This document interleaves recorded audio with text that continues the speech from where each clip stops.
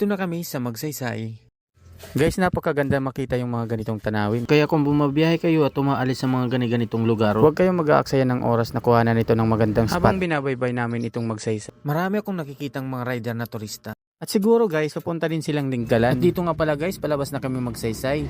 At napansin ko guys, dumaan na pala dito si Kuya Remil. Bale guys, dito na pala kami sa intersection ng Palayan at Bungabon. Bale guys, lumiko nga pala kami sa Bungabon. Bale guys, ito nga pala yung nagdudugtong ang Palayan at Bungabon. At bale dito guys, may nadaanan nga pala kaming ginagawang tulay. At dito guys, nadaanan na po namin yung isa sa pinakasikat na tourist spot dito sa Nueva Ecija, ay ang Bato Ferry River.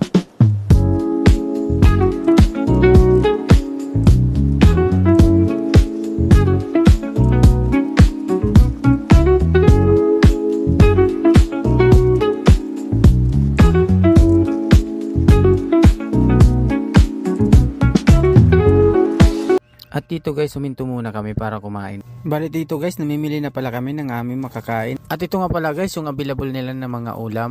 At dito guys, nagde-decide pa kami sa aming mga ulamin. Bali di po kami nakapag-decide agad-agad kasi lahat po masasarap. Bali guys, nakapamili na pala ako ng pagkain ko dito. Bali guys, nahuli na pala ako dito kasi nagbibideo-video muna ako sa paligid. Kaya ako yung nahuling nakapag-order. Bali guys, pinas forward ko muna yung pagkain namin.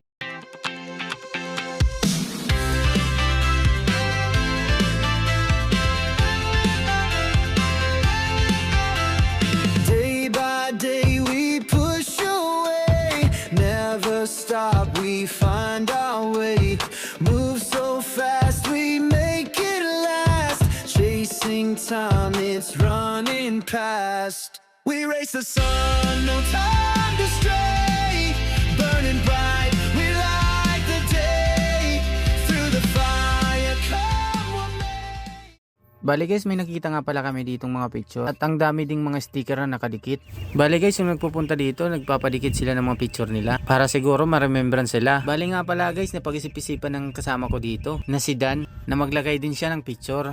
Bali guys, yung nagpapadikit nga pala ng picture ni Dan ay si Kuya Son. Bali guys, naubusan na pala sila ng scotch tape kaya naghanap-hanap na si Kuya Son ng pandikit. Bali guys, may remembrance na si Dan dito. Bali guys, dito nga pala kami kumuha ng pandikit. At ito guys, naidikit na namin ng maayos. Na sa susunod na pagdating ni Dan, makikita niya yung picture niya dito. Bali guys, pag gusto nyong maglagay ng sticker, pumunta lang kayo sa Agnes Eatery. Doon po nilagay namin yung picture ni Dan.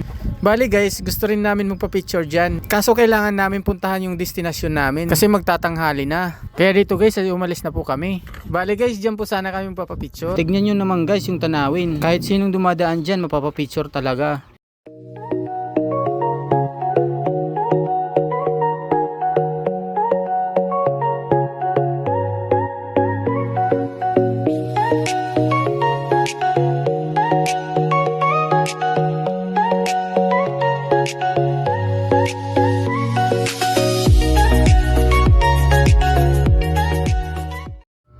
Dito naman ay nadaanan natin ang Picnic River. Isang pahanginan na nasa gilid lang ng daan. Malulula ka talaga sa daming nakahilerang kubong ito. Talagang dinarayo ng mga turista ang mga kubong ito.